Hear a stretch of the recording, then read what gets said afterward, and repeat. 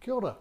I want to present some thoughts about the theme of Module 3, creating a thinking-focused learning environment. Towards the end of last year, I was invited to submit a piece of work to an exhibition entitled Out of the Box.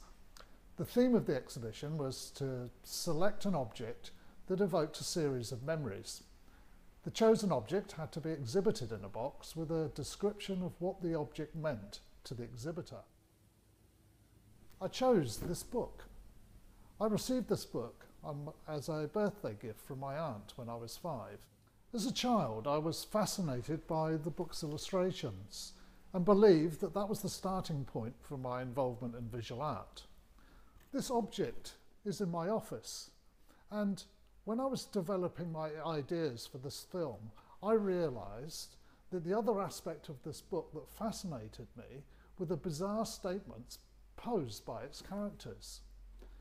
Many of the characters pose a series of questions or philosophical statements like, I can't go back to yesterday because I was a different person then.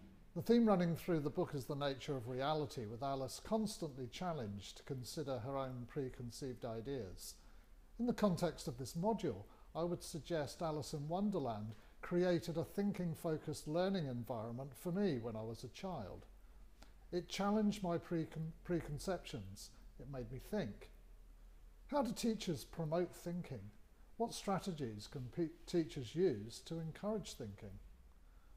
Last year, you looked at how questioning is used in the classroom, and in this paper, you've looked at Shirley and Clark's reading, which touches on theories and strategies used to promote thinking, such as Bloom's taxonomy, or De Bono's thinking hats, or Ryan's thinker's keys. Bloom describes lower and higher order thinking skills and makes the point that real learning occurs when students are engaged in higher order thinking. De Bono's thinking hats is a practical thinking tool, providing a framework to help people think clearly and thoroughly by directing their thinking attention in one direction at a time. Ryan's thinker's keys are designed to help students think creatively and encourage higher order thinking. The key to these theories and strategies is the ability of the teachers to use questioning to support and stimulate the process of learning. Questioning should challenge the learner out of complacency, and this equally applies to teachers, who should also be challenged in the strategies they use. Within a classroom environment, a teacher's pedagogy is able to precipitate a flow of energy. This energy enables students to create new learning as they make sense of the classroom activities. This creative flow within the student is encouraged by the teacher. In order for this to occur, an appropriate pedagogical atmosphere needs to be in place for this process to breathe and to grow.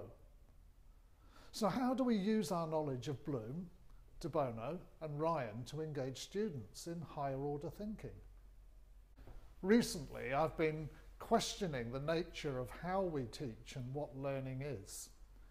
This was triggered by two events. The first was the observation of a classroom where students were given the opportunity to decide on their own learning needs and then articulate those needs to their teacher, who went on to support them in their learning. If students identify their learning needs, the teacher-student dynamic changes. Teachers would need to develop a more flexible approach to how they teach. The second was an exhibition of children's artwork that had been developed as a response to some workshops in philosophy. I'm going to use the exhibition to illustrate my thoughts. This exhibition of conceptual artworks produced by all the students from Lake Rotoiti School were made as part of the school's philosophy programme. In this work, the student depicts his worries on rocks contained in a jar, or this work, where two students express their disgust for vegetables.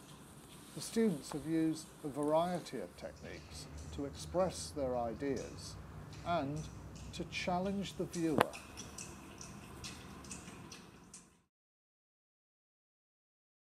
My artwork was basically a cardboard box with 4 compartments, each representing a different emotion.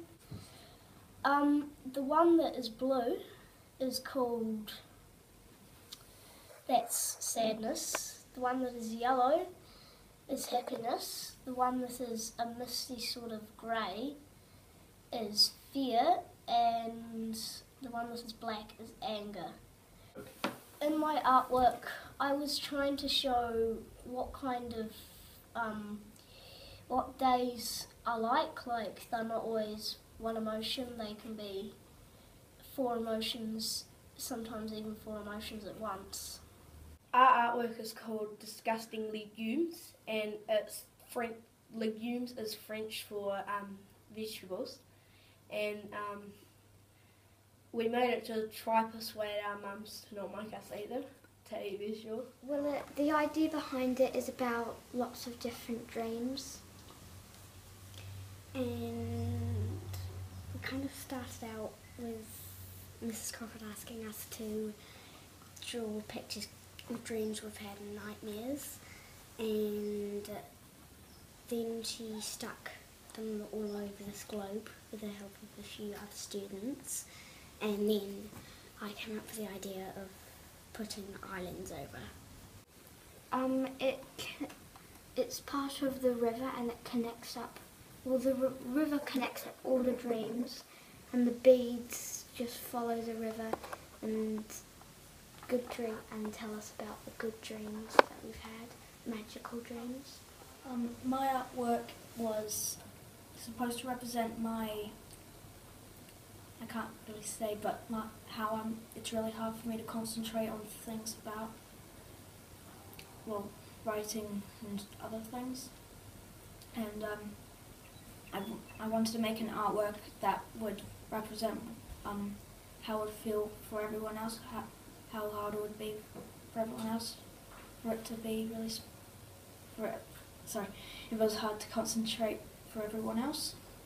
If I was thinking about how hard it was for me if I didn't have a magnifying glass, then when I thought magnifying glass, I decided to put a little magnifying glass just so people can see the difference between people that can concentrate quite easily and people that can't.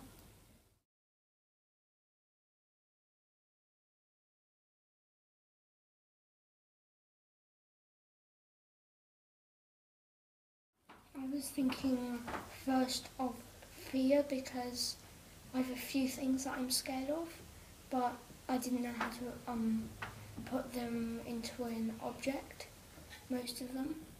So then I thought nobody likes getting shouted at, and so I was wondering how you could get a shout to frighten someone, but I didn't really want to use film because someone else was using film. So I decided to use my imagination and put it in a jar.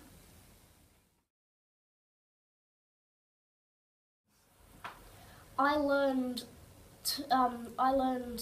not to keep your mind too contained. I think it was pretty fun, but we were a little bit worried about timeline and if people were going to like it or not. I learned that one thing can quickly turn into another thing. Because originally my one was going to turn into a bottle with some little writing in it, with no magnifying glass. But then I thought that would be quite a challenge because I needed to find a way to put the message in the bottle opened. I learned that you can make anything a sculpture if you wanted to. You could have a jar like mine or a smashed up helmet, as long as it's got a concept. Next time I would like to make an artwork that you could interact with. It might have been a bit boring just having to stand there and looking at a mannequin, a plate of vegetables. Probably put have a few more jars with lots of different people's shouts in. So what can we learn from this work? When I look at this exhibition with my teacher hat on, I ask what pedagogical strategies we use to enable the students to develop this understanding. The contexts and the questions used with the students related to them. They were issues that concerned the students. This enabled them to use their own collective knowledge to address the questions and issues. They had developed skills in asking questions within the philosophy workshops. The contexts used were familiar to the students. They built upon their own understanding. The starting points were about places and feelings that they were familiar with. It was about their concerns. Issues were discussed within the class. They shared their knowledge and new learning was then developed. The classroom became a community of learning.